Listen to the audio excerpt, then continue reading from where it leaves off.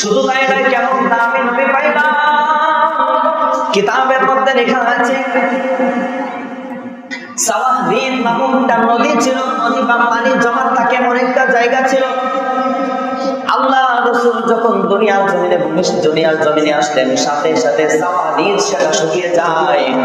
মুসলমান ভাইরা আমার, অন্যান্য খাল বিল সবগুলো শুকিয়ে যায়, মৌসুমে পানি আসে আবার শুকিয়ে যায়, কিন্তু সাওয়াহিদ সেটা এমন একটা জায়গা ছিল সেখানের পানি কখনো শুকিয়ে যাইতো না।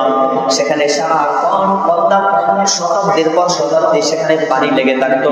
আল্লাহ রাসূল যখন জন্মগ্রহণ করলেন, সাথে সাথে সেই পানিটা একেবারে শুকিয়ে যায়।